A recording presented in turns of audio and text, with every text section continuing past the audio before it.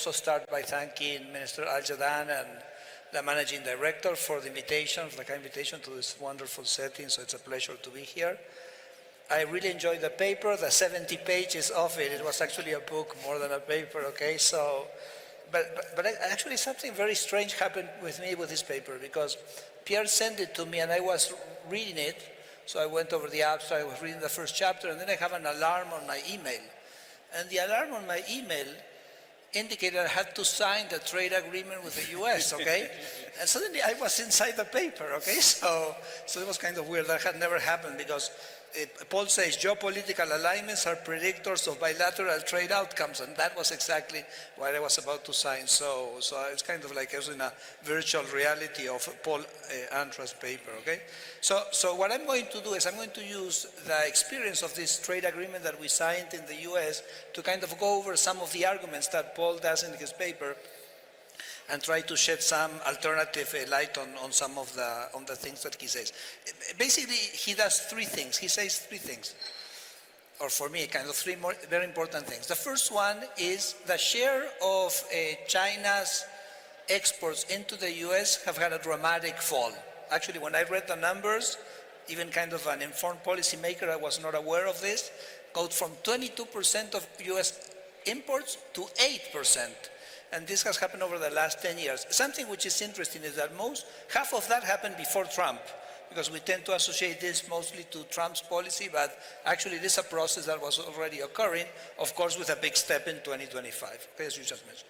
The second point is that he has a whole section in the paper, he didn't have time to talk about it in his presentation, where he says if geopolitical power is more kind of evenly distributed in the world, that is going to make multilateralism more difficult, is going to generate trade tensions, and probably would lead to this fragmented scenario that he was talking in his slide with higher tariffs, okay?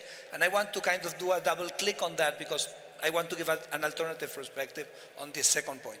And then the third was what he mostly spent his time in his presentation, which is the third-party effects of this reallocation of Chinese trade. I mean, Chinese trade doesn't go to the US, goes to other countries. How does that affect?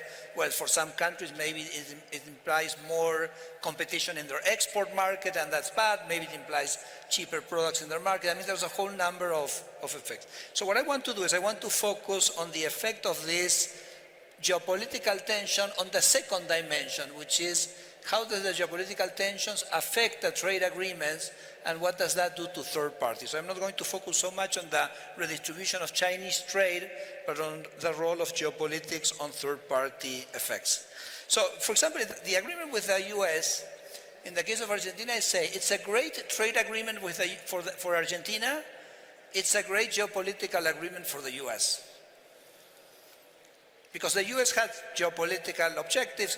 They were talking about friendshoring.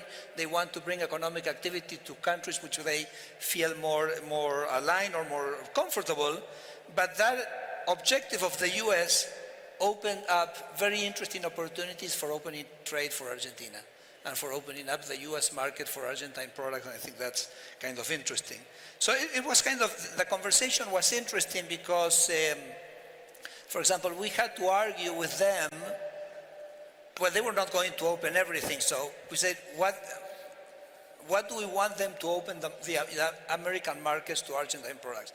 And we had to develop a methodology for that. There what we used is Ricardo Hausmann's product space methodology. Ricardo Hausmann at Harvard, he developed a methodology where he says which goods are close to each other.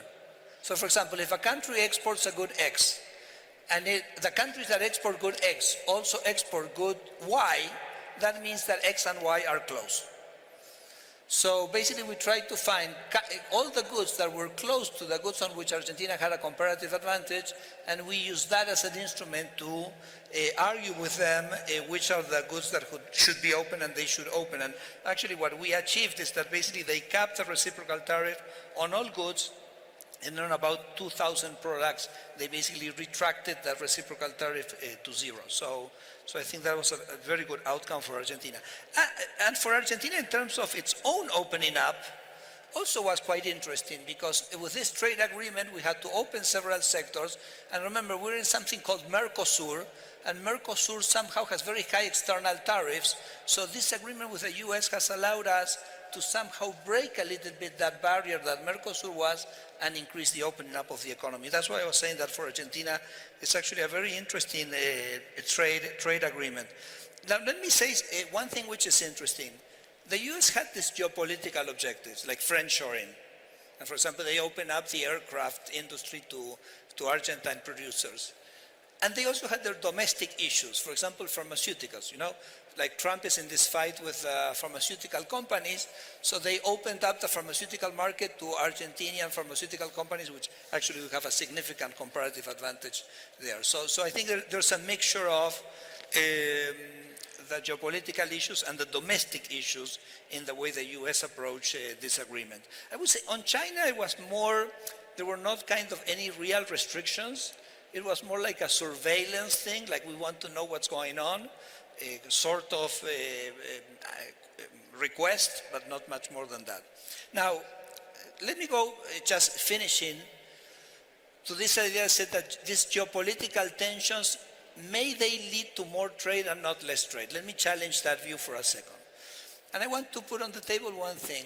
Mercosur was negotiating with the European Union a free trade agreement, and we've been negotiating that for 26 years. 26 years. And suddenly we signed it. And I don't think that's independent of what's happening with Trump.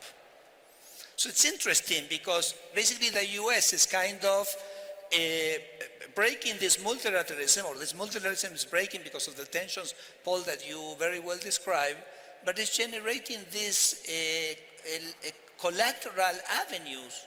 And for Argentina, it meant that after 26 years, finally we could sign the Mercosur European Union free trade. We also signed the free trade agreement with EFTA. So suddenly kind of things had deblocked. So may it be possible, and I pose this as a question, that the rupture of multilateralism may in the end lead to more trade and not less trade? So I leave that as a question which I think is interesting, and I don't think there's an obvious answer.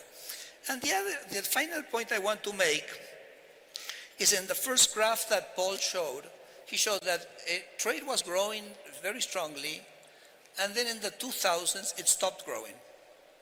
So now for 20 years we have not deglobalized, but the share of trade in world, the share of trade has kind of stagnated. Okay? I think there's several reasons for that.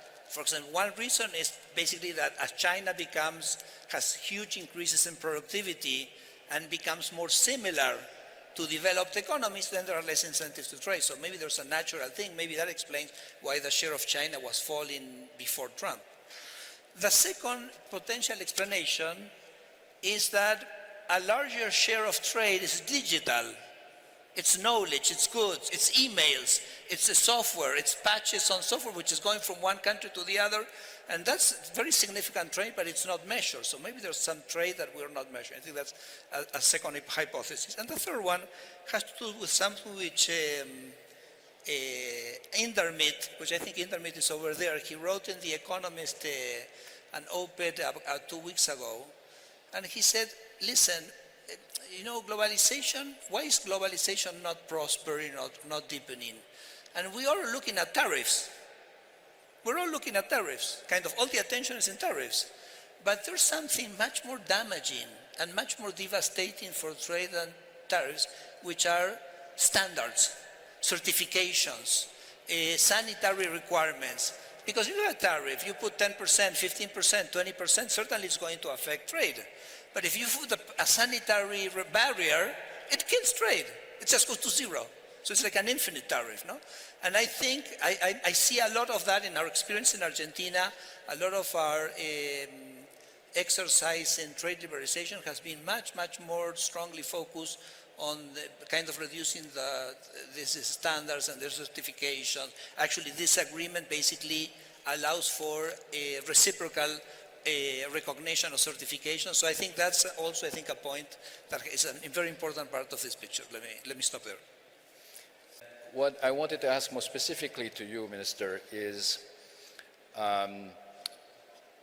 the US is one of the major partners for Argentina, but so is China.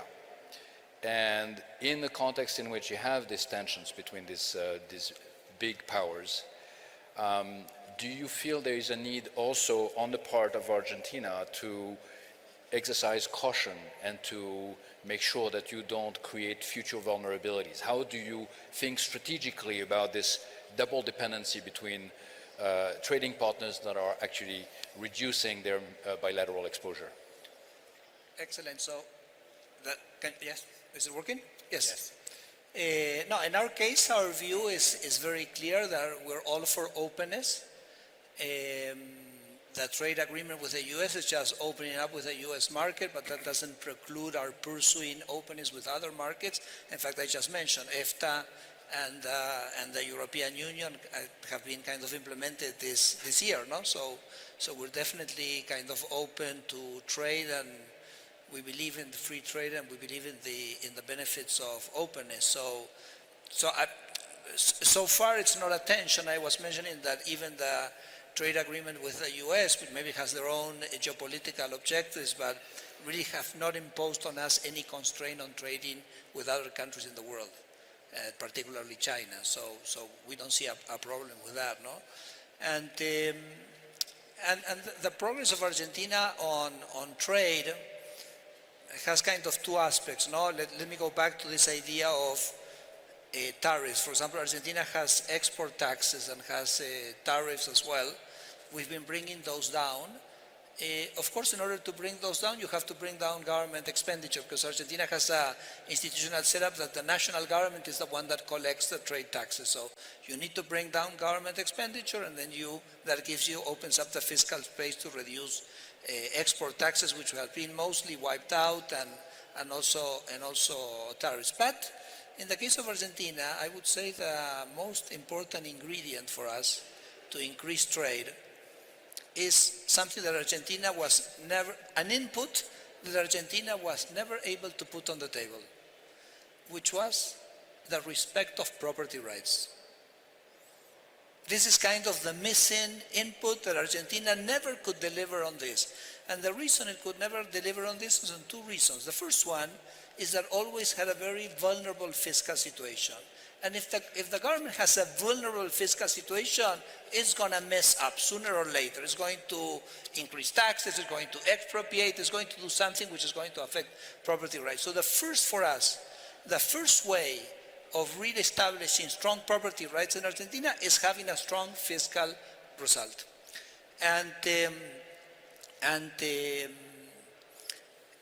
second way of strengthening property rights for us is deregulation, because we also believe that every regulation is a way of chipping away some of your property rights. Imagine that you have a real estate development, someone comes with rent control, it affects the value of your property, it's affecting your property rights. So Argentina, in this path of deregulating and having a strong fiscal, is strengthening property rights. And the results are already there. For example, in 1 year, we've doubled our exports of minerals. Minerals is an export which is very strong on property rights. We still export, even having doubled this year, we still export only a tenth of what Chile exports. So imagine how far away we are and what the potential is, but all the missed opportunities that Argentina has. And the other, and with this I finish, Pierre, is we have a very large energy complex. We have the second largest reserves of shale gas in the world, even larger than those of the US and Texas. And there the boom is already underway because we are strengthening property rights and people feel that Argentina is a trustworthy place to invest. And look at these numbers. Last year, Argentina exported $80 billion. In 5 years, oil and gas, we're going to be exporting $50 billion.